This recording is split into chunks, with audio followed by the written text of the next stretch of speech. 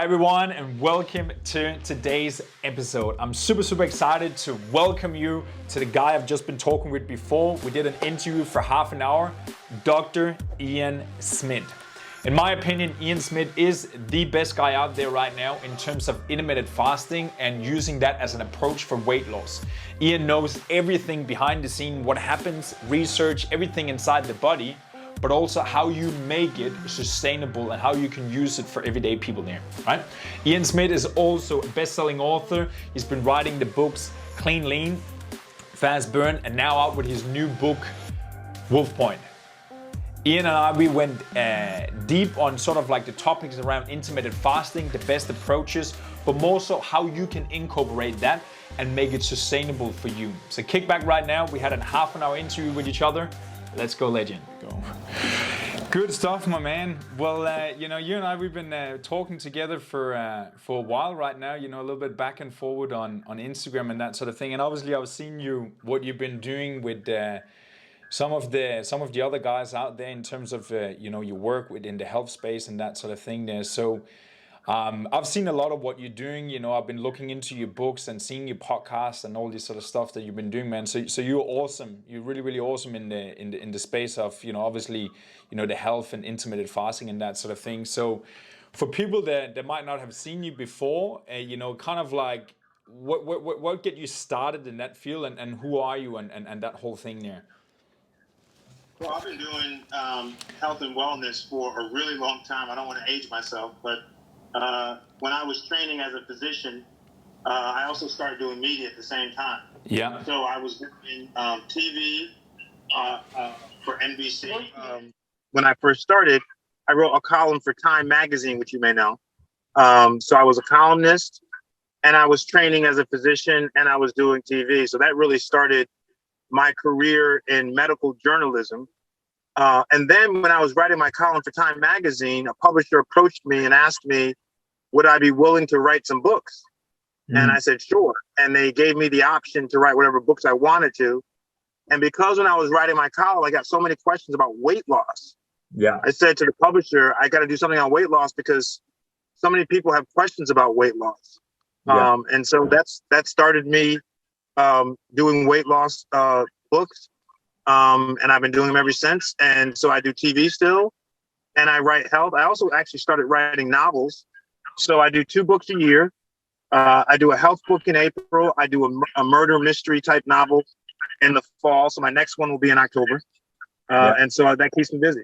Man, I've seen what you're doing, like the shift you're doing, like you're gonna write a lot of books.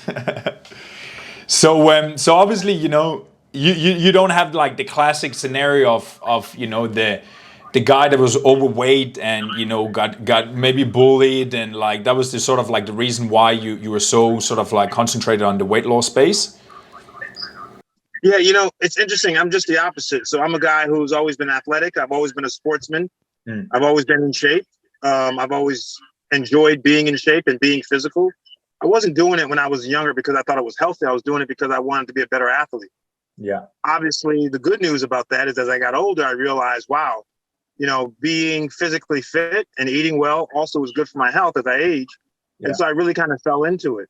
So no, I don't have the inspirational story that I was overweight and I went through, this process. But what I do have is a lifelong understanding of what it takes to be fit. I understand how difficult it is always to be on your game. So I try to impart that to people in their journey to help them understand some of the obstacles that they may face and how to overcome them on the weight loss journey. Got it. Yeah. So in terms of the whole intermittent fasting, because obviously I've been in the space for many years myself, and I'm a little bit like yourself, like don't have the classic, overweight guy scenario sort of thing. I've always been active and played high level sport and that sort of thing there. So, the whole intermittent fasting thing, as you obviously have been writing books around there, like why intermittent fasting and why did you see the intermittent fasting was kind of like the way to go in order for people to lose weight? I got into intermittent fasting actually by accident. So one of my friends my golf partners who played basketball for the NBA for 17 years, one day we were on the golf course and he wasn't eating. And we typically eat when we're, something snack or something. He wouldn't eat anything. He had this gallon of water. And I said to him, "What are you doing? Like, why are you not eating?" Like, we were at a point in our round where we typically got, a snack or something. And he said, "I'm doing this thing where I only eat a certain number of hours and then I fast for the other hours." I thought it was a religious thing, to be honest with you. And it turned out, once he explained it to me, that he was doing intermittent fasting. So that was my real first kind of introduction to someone who I knew doing this concept that was kind of out there. We thought it was out there, called intermittent fasting. So of course, like I always do, I'm always a student. I researched really heavily, what was he doing? What is intermittent fasting? What is the science behind it? Yeah. And after reading all the data that I could get my hands on and some of the experiences that people had, I realized that not only is intermittent fasting backed by real credible science, but it also is extremely effective, not just for weight loss, by the way, reduces inflammation, helps with cognitive clarity. It helps, burn fat, obviously. It helps with asthmatic symptoms, all kinds of things that intermittent fasting was doing. And so, I said, listen, I want to not only study this, but I want to see if I could take it and present it in a way to my audience, to my followers, so that they can understand it. And thus, I started doing my books. My first book with intermittent fasting is a book called Clean and Lean, which is a combination of clean eating and intermittent fasting. The book that just came out this April is called Fast Burn, which is a 9-week program that uses all the types, not all, but 2 of the major types of intermittent fasting, which is the time-restricted feeding, which is the eating window and the fasting window.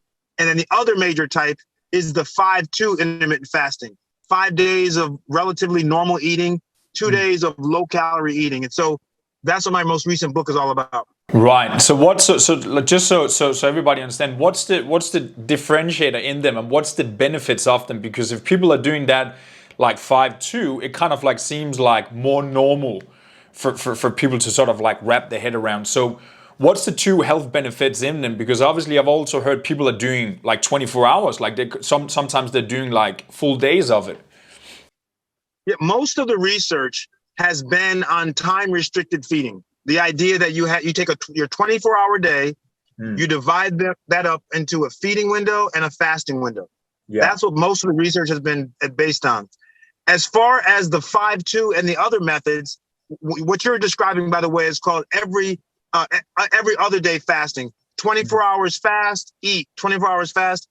And from what my research has shown, there really isn't a lot of data to say how effective those measures are. I believe they're effective, by the way. It just doesn't have the volume of research that the TRF, or time-restricted feeding method, does. So from a health benefit standpoint, there are probably differences. And that's hard to say exactly what the differences are because more research needs to be done on the other methods. But what I will say is this, from a practicality standpoint, I think that the time-restricted feeding, the fasting window, eating window method is better than the 5-2 method because the problem with the 5-2 method is that people tend to think that the 5 days of normal eating, they can eat anything. And so they consume an inordinate amount of calories during those 5 days because they think that when they do those 2 low-calorie days, it makes up for it, and it doesn't. Yeah. No matter what you're doing, the old-fashioned rule of weight loss remains the same, which is calories in must be less than calories out. Yeah. And so think about it. If you consume 4,500 calories, on Monday, Tuesday, and Wednesday, and then you do 800 calories on Thursday, the drop to 800 calories is not going to make up for you eating, right, all those calories that you just had. It just doesn't work. It just doesn't work that way. Exactly. And so what I advocate for people is that try the time restricted feeding. You're less likely to binge. It's more, it has greater structure, so you can fit into your structure, and you avoid those moments when you're on a normal day of eating and you want to eat pizza and fries and burgers all in the same day. Yeah, that's going to blow sort of thing. Yeah, that's going to blow your diet no matter what you're on, unless you're on keto, I guess.